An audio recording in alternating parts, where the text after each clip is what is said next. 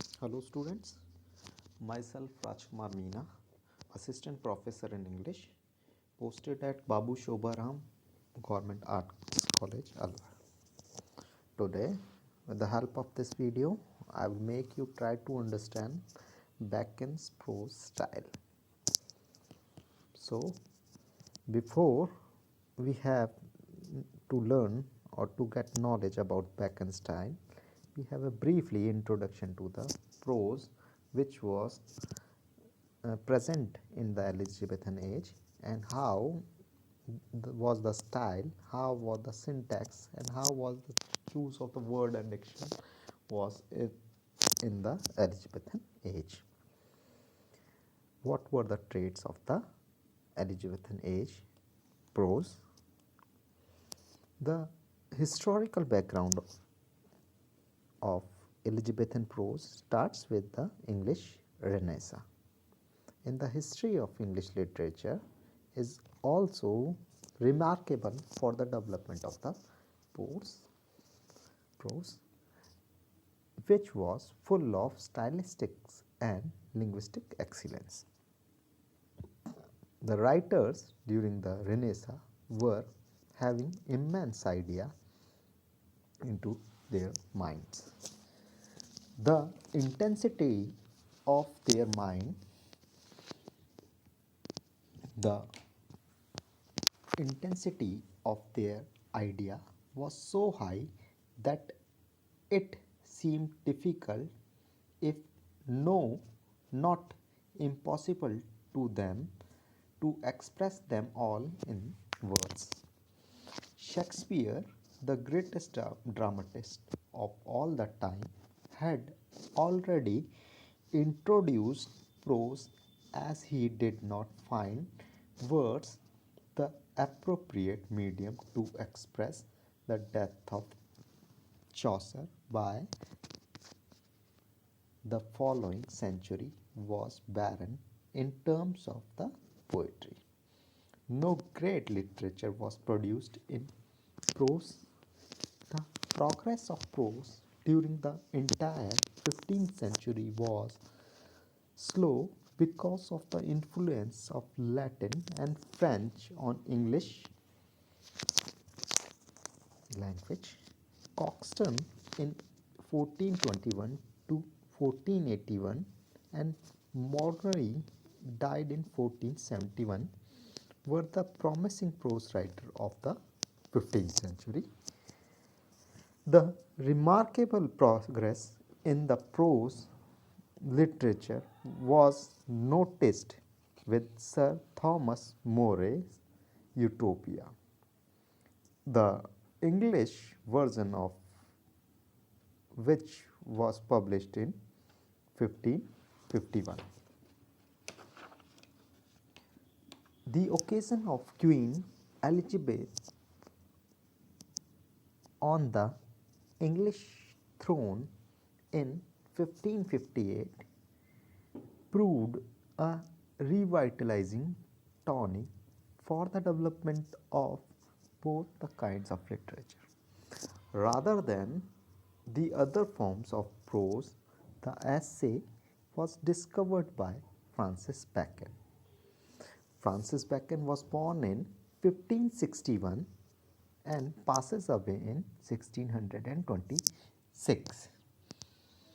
Religious and theological prose writers found their finest expression in prose. Historians who were adopting the dramatic form also found it the best medium of expression. Raleigh, Foxe, and Bacon, and Ralph Raphael Holinshed were writing history in prose. Throughout the Shakespearean era, English prose style continued developing. The prominent field of development was essay, which was inaugurated by Francis Bacon. In the essay, The term associated to the Montaigne, he is the man who started to write literature in this form. This French writer is best known for his essays, which were the literary records of his efforts to understand the nature and the behavior of man. In France, he is representative of the Renaissance humanism. He coined the term in 1580 when he gave the title to his work Essays. His essays are the best example of the concept of humanism. The Oxford English Dictionary defines essay as a composition of moderate length on any particular subject or branch of a subject, originally implying want of finish and irregular indigested piece, but now said of a composition more or less elaborated in style through limited in range. Dr. Johnson has something new to say in this regard. According to him, it is a loss sally of mind, indigested piece, not in a regular and orderly performance. In England, Bacon was the first to write essay. Before him, Lilly and Sidney used prose form, but their work is charged with artificiality and unnecessary ornaments. Therefore, Bacon is fairly called the father of English essay. He writes objective essays.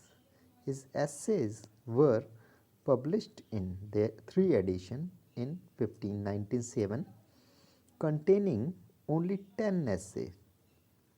In year 1612, containing 38 essays, and in year 1625, containing 58 essays, including 38 of the previous edition. Francis Bacon, the father of English essay, was born in the region of Elizabeth in 1561.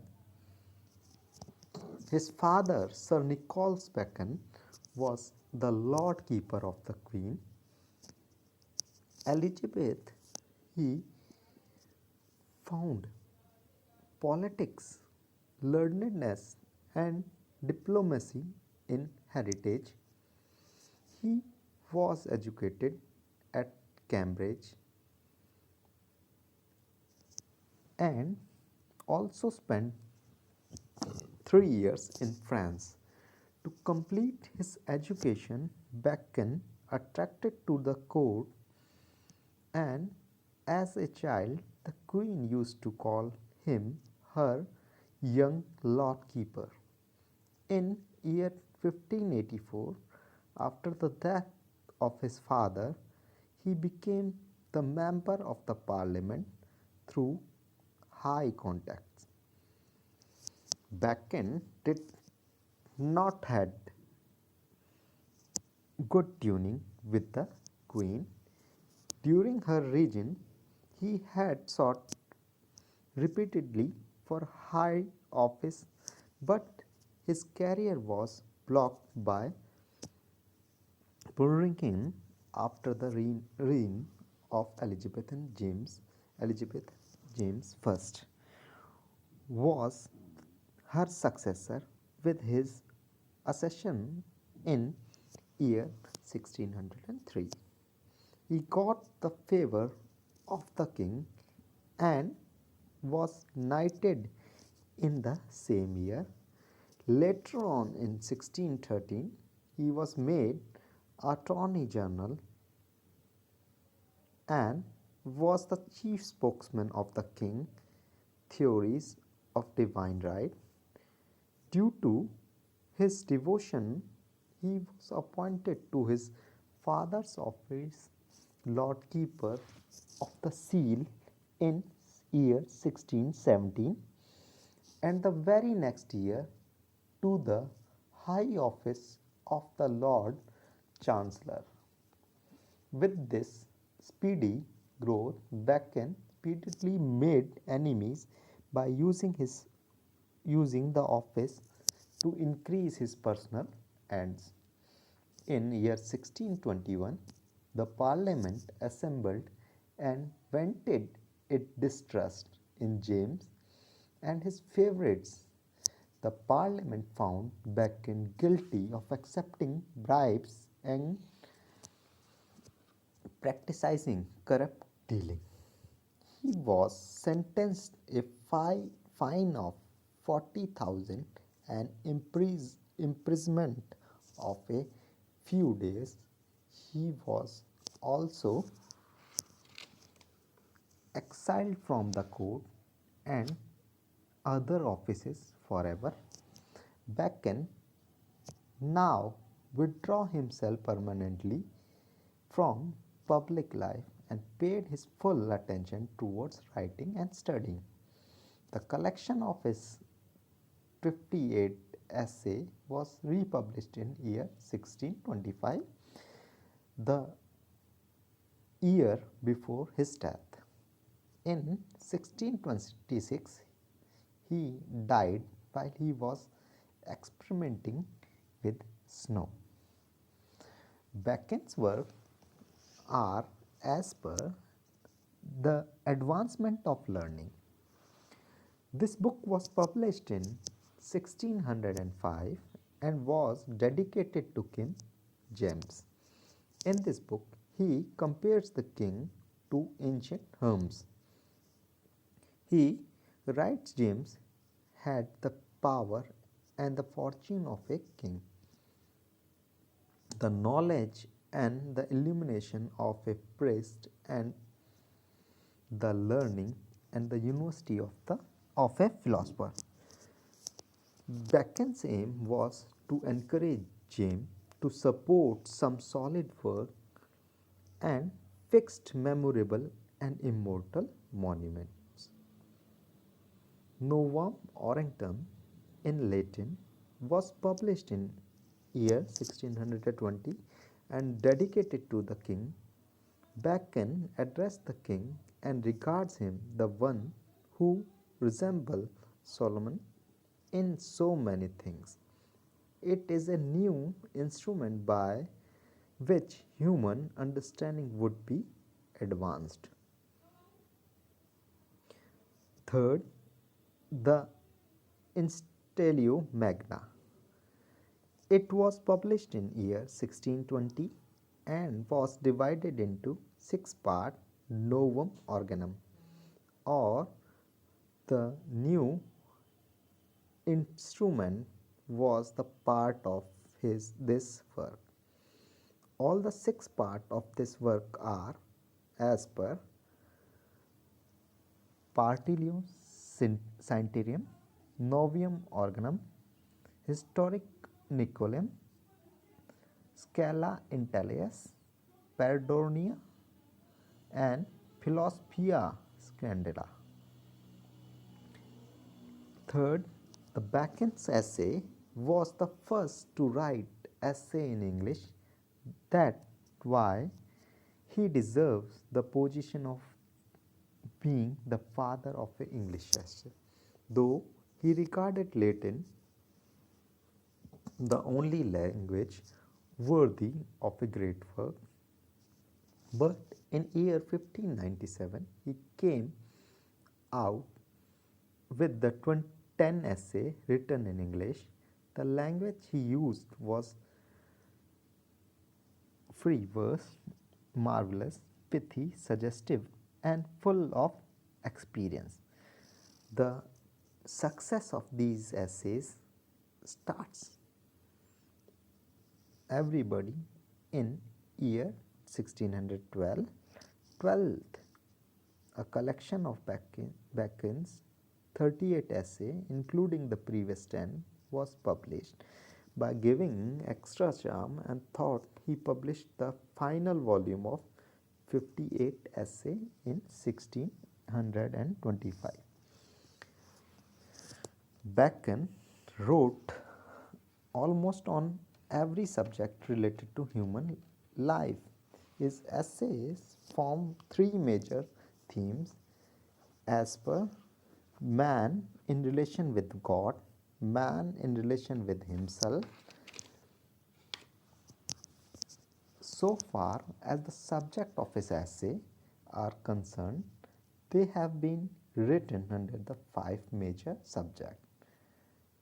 First, literacy. Second, legal. Third, sociological. Fourth, philosophical. And fifth, political. Bacon essays are the example of worldly wisdom and practical experience. His continuous follow of argument, quotations, anecdotes, conceits, and demonstration are suggestive of his greater confidence of expression. In the very opening line, Bacon takes up the subject matter. Sometimes it seems as if the first line has been expanded in the form of essay. The terseness in every essay shows Bacon's ability to say the most in the fewest. His lines are so pregnant of meaning that they can be expanded up to the paragraph. Revenge is a kind of a wild justice. The opening line of the essay of Revenge is so terse that it contains the essence of the whole idea. In his essay, Bacon keeps himself aloof from the moral consideration. Though he condemns cunningness, he sometimes suggests a course of immortal action without hesitation. In his essay of Truth, the suggestion that a mixture of falsehood in right proportion in truth will be beneficial, a mixture of a life doth ever add pleasure.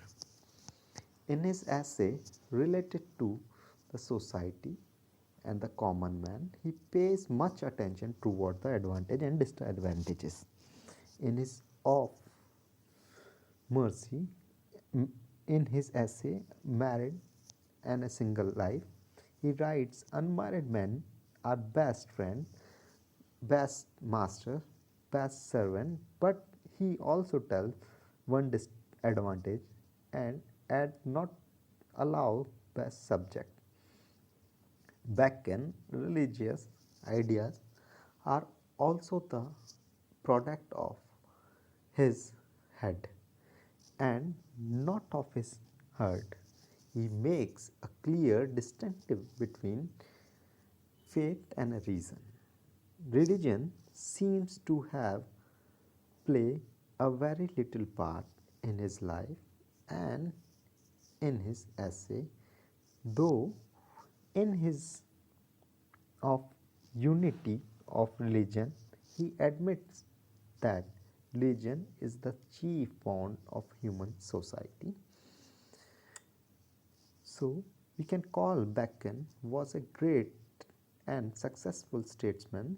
Therefore, he shares his experience as a politician in his essay. The political essay of Bacon are the best example of his wisdom, practical experience, and learnedness. In his essay, the of Plantarum, he advises that the native should be treated justly and sympathetically. He writes for instance, if you plant where you savage, do not only entertain them with trifles and kringle, but use them justly and graciously with sufficient guard, and nevertheless. To the king and the princess he gave various kind of advices.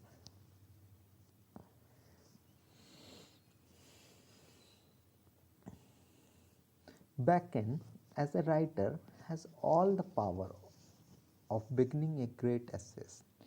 He was not only the first to write essay but also to employ a style that is clear, direct, suggestive, economic, pretend, and plain. In spite of the short sentence, there is not that nothing is that is hidden. He uses similes and metaphor frequently to give his style a poetic touch, and since he was a learned person, he draw his image from books. The frequent use of quotation make his composition not full of excessive details, but a witful composition of a learned man. The quality of his style varies into two different ways. Macaulay first time highlighted the difference between the style when he founded that the sentence in the early essay are left unconnected, whereas in the later essay he used conceives and conjunctions. Bacon essays are the handbook of rule or living a better life. He doesn't believe in ideal virtues, rather practical experience. He has written almost on every subject related to human affairs.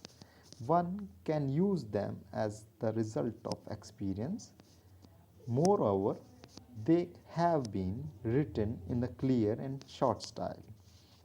One can easily go through an essay within 20 minutes. Bacon may be charged for his deductive attitude, but it was the demand of the age. He wrote not for the saints, philosophers, and poets, but for the common man, so that they could be benefited. He himself writes that his essays come home to man's business and bosom. We find a clear influence of the Renaissance on him. He represents this spirit in his essay and regularly and really made their fit to be used by the common man.